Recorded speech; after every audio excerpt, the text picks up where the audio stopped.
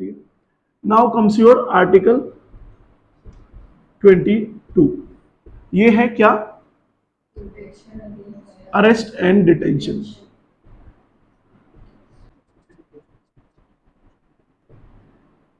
Detention समझते हो क्या होता है? ठीक है, डिटेन करना किसी को, उसके घर पे भी हो सकता है।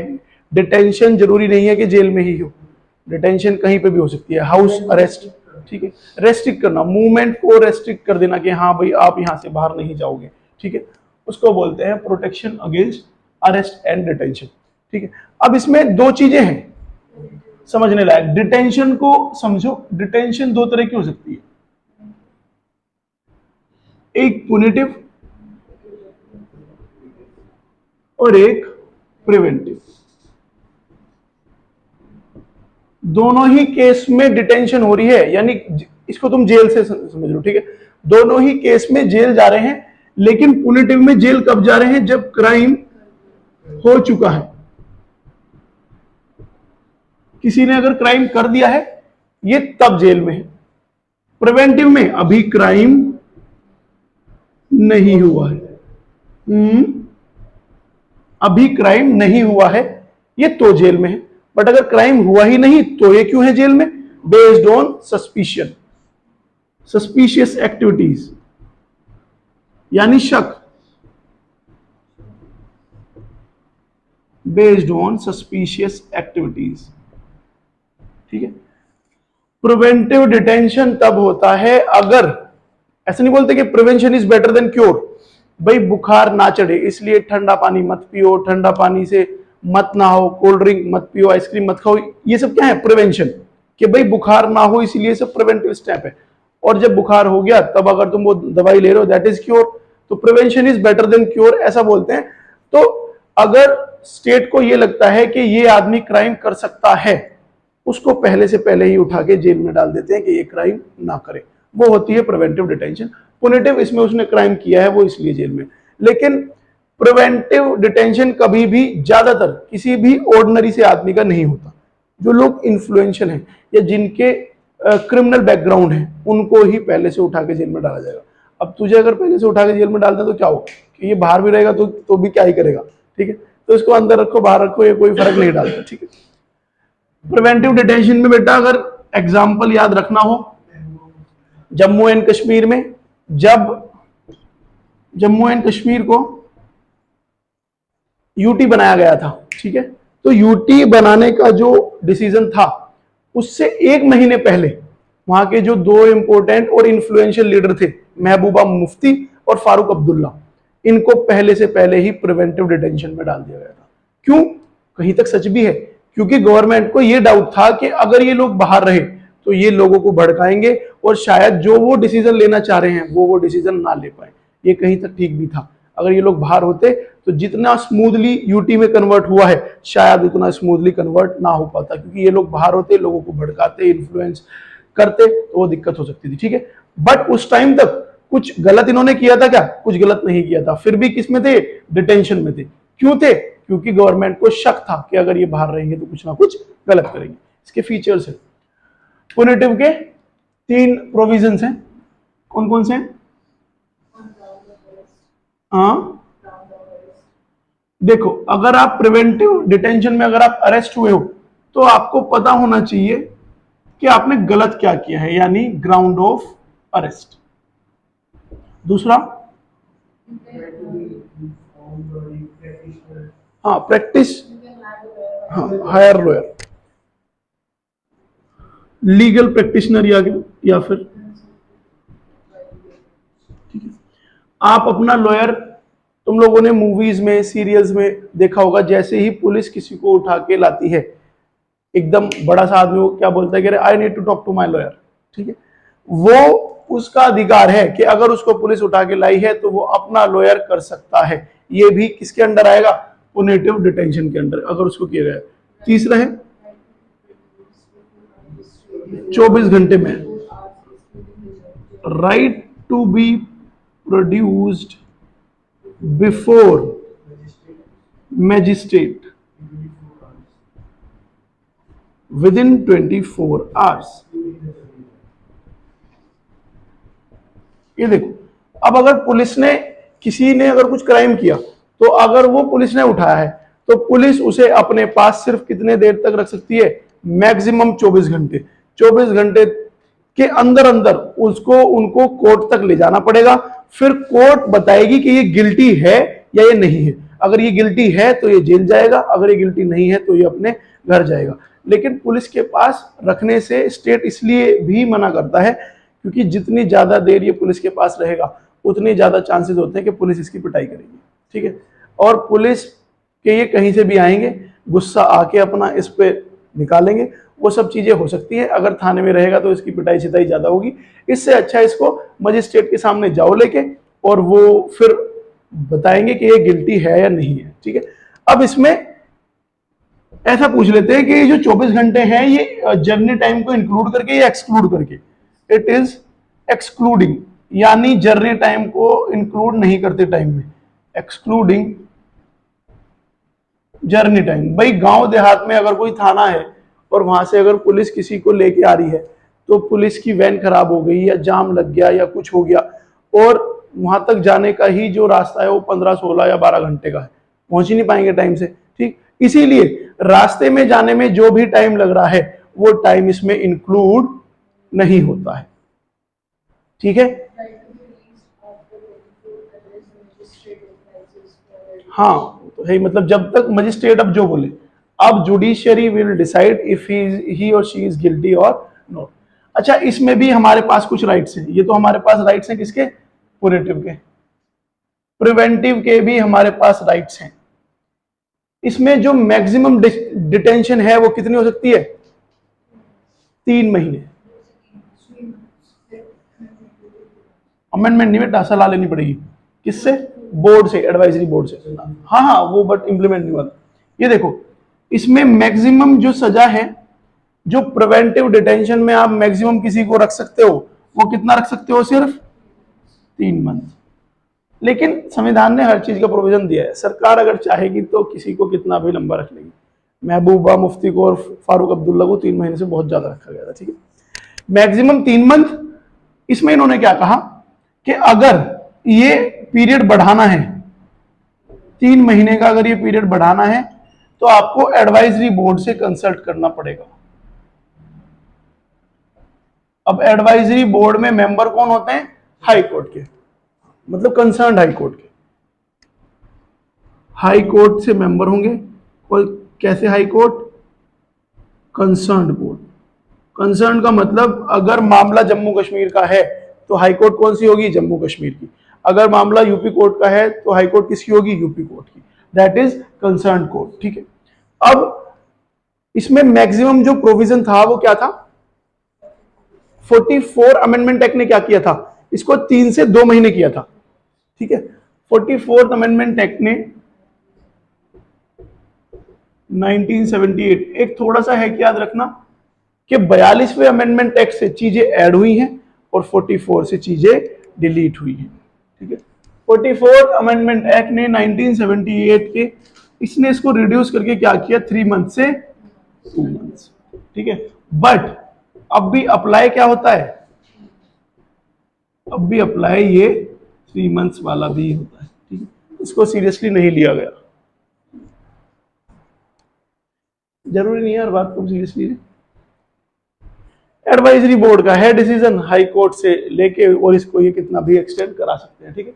मेन था बेटा ये समझना कि पुनिटिव एंड प्रिवेंटिव। पुनिटिव मतलब कोई जेल में इसलिए है क्योंकि उसने क्राइम किया है, प्रिवेंटिव मतलब कोई जेल में इसलिए है कि उसने क्राइम नहीं किया है, ठीक है। बट ये हमेशा इन्फ्लुएंशियल लोगों का होगा, तुम जैसे को।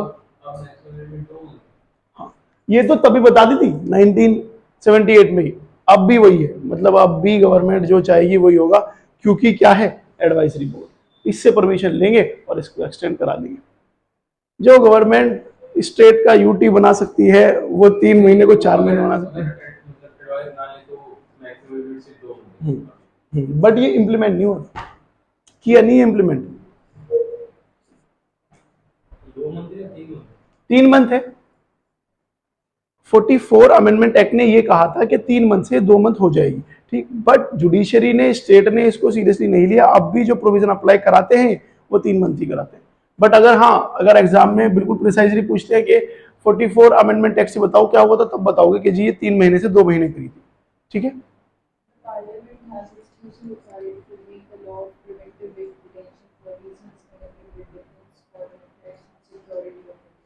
ऑब्वियसली।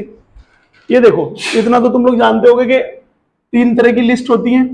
यूनियन लिस्ट, जिसपे सेंटर लॉ बना सकता है, स्टेट, जिसपे राज्य लॉ बना सकते हैं, ठीक। एक लिस्ट होती है कंकरेंट, जिसपे सेंटर प्लस स्टेट दोनों बैठ के लॉ बना सकते हैं, ठीक है। अब प्रिवेंटिव डिटेंशन पे एक्सक्लूसिवली सिर्फ लॉ कौन बना सकता है? पार्लियामेंट। कोई भी स्टेट लेजिस्लेचर प्रिवेंटिव डिटेंशन पे लॉ नहीं बना सकता। बनाएगा कौन? पार्लियामेंट, यानी सेंटर, ठीक है।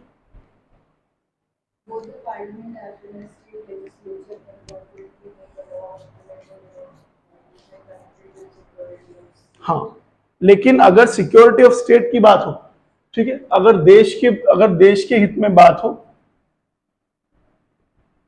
अगर रीजन ये आ जाए सिक्योरिटी ऑफ स्टेट, तो इसमें कंकरेंटली भी सेंटर और स्टेट बैठ के इसमें लॉ बना सकता है। वो भी तो इसमें कुछ होगा, no other country other than India. हाँ,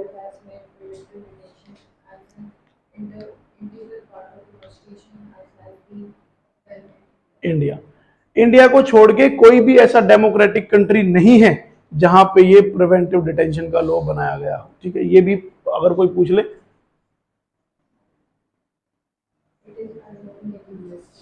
इट इज, हाँ, अननोन है। मतलब भाई कि वो यूएसए में ये चीज ऐसे देखी जाती है कि भाई प्रिवेंटिव क्या होता है? डिटेंशन। जहां पे किसी ने कुछ किया ही नहीं है, उसको तुम फिर भी जेल में डाल दोगे, तो सो कॉल्ड लिबरल थॉट्स है वहां। But it is, India is only democratic country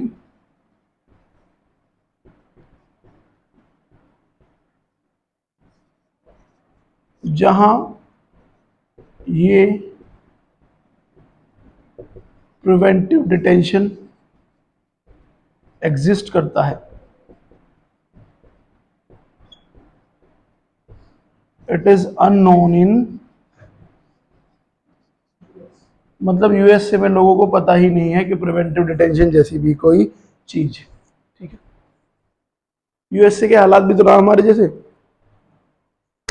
हमारे एक साइड में चाइना, एक साइड में पाकिस्तान, हमें बहुत सारे लॉ ऐसे बनाने पड़ते हैं।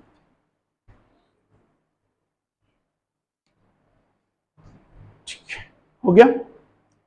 That was your article 22, पुनिटिव, preventive, 44th amendment act, and that's it.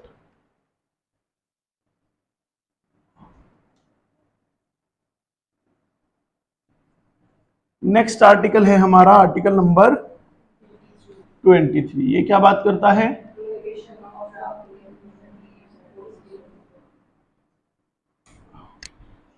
Human being trafficking, मतलब खरीद बेच।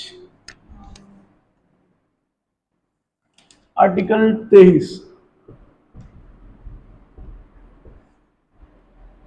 ये प्रोहिबिट करता है, यानी मना करता है, prohibition in trafficking of human beings and forced labor, ठीक है। ये बोलता है भैया कि खरीद बेच आलू प्याज टमाटर की करो, इंसानों की नहीं। इंसानों की खरीद बेच किसी भी हिसाब से नहीं होनी चाहिए। जैसे कि पहले के टाइम में स्लेव्स नहीं मिलते थे, ठीक है, कि भाई दहेज में ये इसको स्लेव्स दिए, या फिर राजा भी एक दूसरों को स्लेव्स देते थे कि भाई ये 100 स्लेव तेरे, जो तेरी खातिरदारी में रहेंगे, वो सब, ठीक। तो ये हम उस तरह से भी कनेक्ट कर सकते हैं एंशियंट टाइम के से, और प्रेजेंटली भी इसको हम कनेक्ट कर सकते हैं विद रेफरेंस टू प्रोस्टिट्यूट्स, ठीक, कि खरीद बेच इंसानों की नहीं होनी चाहिए। आजकल भी नहीं ऐसा होता, लड़कियां एक्सपोर्ट होती हैं, इंपोर्ट होती हैं, कहीं की लड़कियां कहां, कहीं की लड़कियां कहां, तो वो खरीद बेच नहीं होनी चाहिए। इस चीज के लिए संविधान मना करता है। ठीक है, कि आलू प्याज टमाटर की सामानों की खरीद बेच करो, इंसानों की नहीं। और फोर्स्ड लेबर, बंधुआ मजदूरी, गांव में नहीं होता था कि तेरे बाप ने मेरे से 50,000 का कर्जा लिया था, अब 20 साल काम उसने किया, अब अगले 30 साल तक काम तू करेगा। ठीक है, संविधान जब लिखा गया 1949 तक ये सब चीजें प्रेवलेंट थी। ठीक, तो ये सब चीजें भी उस टाइम के हिसाब से आज भी पूरी तरह से खत्म नहीं हुई है, हालांकि बहुत सुधार है, लेकिन पूरी तरह से आज भी खत्म नहीं हुई है। फोर्स लेबर, बिना किसी की मर्जी के तुम उससे काम नहीं करा सकते। और फोर्स लेबर के अंदर ही अगर किसी ने काम किया है 500 रुपए का और तुमने उसको काम करा के दिए हैं 400 रुपए, तो that will also be termed as force labour. ठीक है, आप किसी को किसी भी तरह से फोर्स नहीं कर सकते, इमोशनली या फिर डरा के धमका के या फिर मेंटली टॉर्चर उसको किसी भी तरह से नहीं किया जा सकता। और ह्यूमन बीइंग में खरीद बेच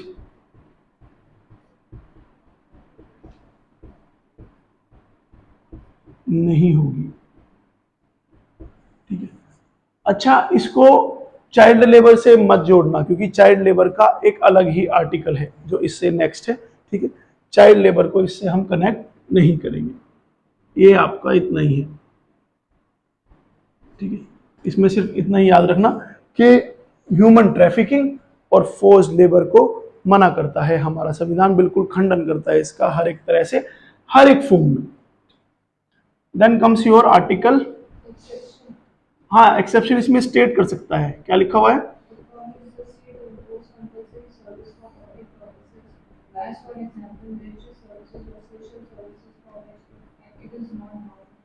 state can for public services, यानी कि फोर्स लेबर क्या मतलब, जिस काम के लिए आपको पैसा मिल रहा है आप सिर्फ काम वो ही करोगे। लेकिन आर्मी वाले, इनका काम क्या है? देश को प्रोटेक्ट करना। बट अगर किसी स्टेट में फ्लड आ जाए तो काम नहीं करते क्या? बचाते नहीं क्या? ये काम इनका है क्या? बट उसको भी काम करते हैं। लेकिन गवर्नमेंट या स्टेट उनको अलग से इस चीज के लिए पे कर रहा है क्या? नहीं, क्योंकि वो क्या है? स्टेट कैन फॉर किसके लिए? पब्लिक सर्विस, देश के हित के लिए। मिलिट्री सर्विसेज और जो और सर्विसेज हैं उनसे काम स्टेट करा सकता है, एंड फॉर दैट, उसके लिए, for which state is not bound to पे।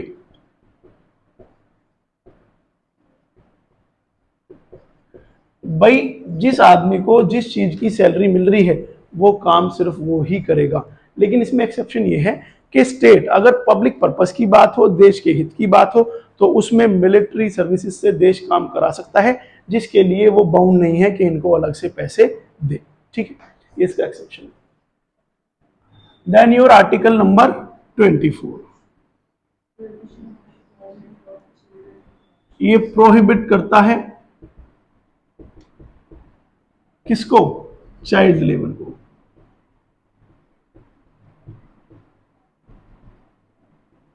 संविधान चाइल्ड किसको बोलता है? जिसकी एज, और एडल्ट किसको बोलता है? 14 अबव। फिर 14 से 18 वालों को क्या बोलता है? एडोलसेंट्स। ठीक है, 14 से कम चाइल्ड, 14 से 18 एडोलसेंट, 18 प्लस एडल्ट्स। ये बोलता है कि जो बच्चे 14 साल से कम जिनकी एज है वो किसी भी हार्मफुल एक्टिविटी में काम नहीं करेंगे।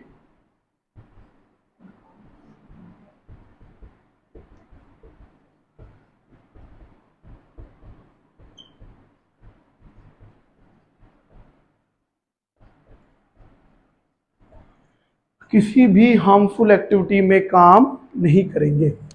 इसके लिए एक्ट कौन सा है? Original act year 1986, child labour act है।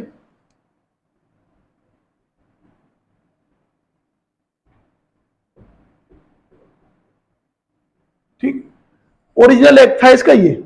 इस एक्ट का जो अमेंडमेंट आया था वो आया था 2016 में। अमेंडमेंट किस में आया था? 2016 में।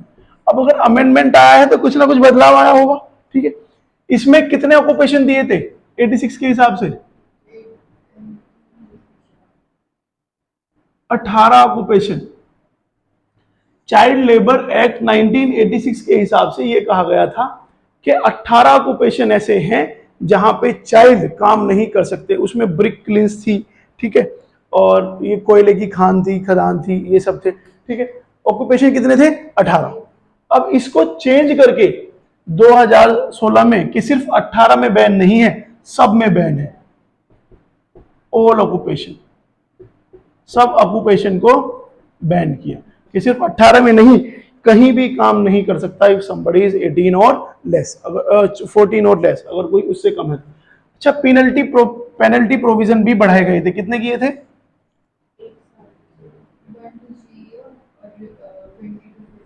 1 साल की जो सजा थी उसको बढ़ा के क्या किया?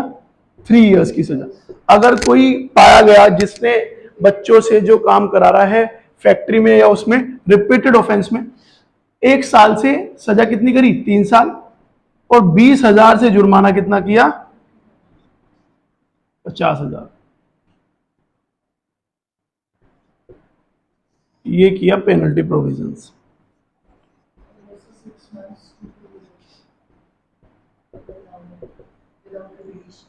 ये जो पहले थी इसमें थी 6 मंथ्स सजा। इसमें कितनी थी पहले? 6 मंथ। 6 मंथ से हाँ,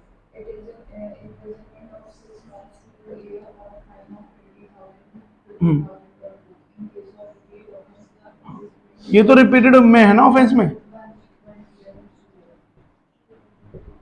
ये रिपीटेड ऑफेंस में है, ठीक है। वैसे ये 6 month to 2 year. Penalty provision भी ठीक है इसमें, ठीक है। तुम में से तो कोई 14 साल से कम नहीं है तो करो मजदूरी। हाँ कर सकते, अरे एकदम कर सकते हैं।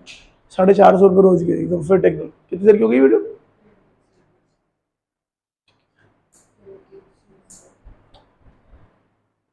एकदम बिल्कुल डाउट मत रखो मन में, हाफ डे, फुल डे, जैसा तुम्हारा मन करे। हाँ बेटा,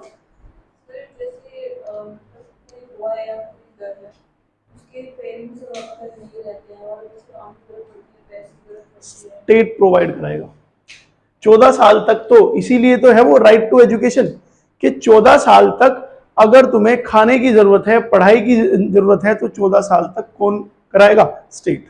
इसीलिए तो उसमें भी एज क्या है? 14।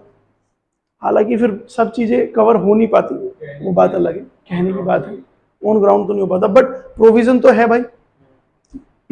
एनजीओज हैं दुनिया भर के, बट दुनिया भर के ऐसे भी तो हैं बच्चे जिनको फिर जरूरत है, ठीक, कि 14 साल के बाद फिर वो अपने ब्रेड एंड बटर देखेंगे। अच्छा, इसमें जो ये फिल्म मेकर्स है ना, इनके लिए एक अलग एक्ट आता है कि जो चाइल्ड आर्टिस्ट हैं, जो काम कर रहे हैं बॉलीवुड में या उसमें, उसके लिए एक अलग ही एक्ट है जो उसको प्रोवाइड करता है और उसके सारे प्रोविजंस बताता है कि किस तरह से कितने घंटे काम करना है, कौन इनका फादर मदर कितनी चीज के लिए इसको अलाउ कर रहे हैं। अच्छा, देश काम करने के लिए क्यों मना करता है? क्योंकि ये जो 14 साल तक का टाइम है भाई, देश का भविष्य क्या है? अच्छी तो है एडल्ट्स, बड़े जब ये होंगे, ठीक है। अब अगर 14 साल तक इनका डेवलपमेंट ही नहीं हुआ है, अगर इनको सामाजिक ज्ञान बिल्कुल है ही नहीं, सोशल ज्ञान बिल्कुल है ही नहीं, पढ़ाई इन्होंने बिल्कुल की ही नहीं 14-15 साल तक, 15 साल के बाद यू कैन नॉट से कि भाई हम पढ़ाई अब शुरू करेंगे। अब तक की इसकी सारी जो बेसिक शिक्षा है वो हो जानी चाहिए थी, ठीक है। इसलिए गवर्नमेंट बोलती है कि 14 साल तक कोई भी काम बच्चा नहीं करेगा अंडर हार्मफुल एक्टिविटीज। फिर इसमें एक्सेप्शंस, लूप होल्स हैं बहुत सारे। अगर तुम्हारा अपना ही काम है, घर का काम है, तो कुछ टाइम के लिए, कुछ घंटे के लिए तुम वो चीजें करा सकते हो, ठीक है। हाँ ठीक है, इसमें आज की वीडियो में इतना ही कवर करेंगे, आर्टिकल 24 तक। फिर 25, 26, 27, 28 ये सब एक जैसे राइट्स हैं, ठीक है। ये राइट टू रिलीजन, ये रिलीजियस के ऊपर राइट है। अगली वीडियो में 25, 26, 27, 28 इसको भी पूरा हो जाएगा, 29, 30 भी हो जाएगा। मतलब फंडामेंटल राइट्स अगले वाली वीडियो जो होगी 1 घंटे की उसमें वी विल कवर। ठीक, till then this is me Himanshu Som signing off. तड़ा।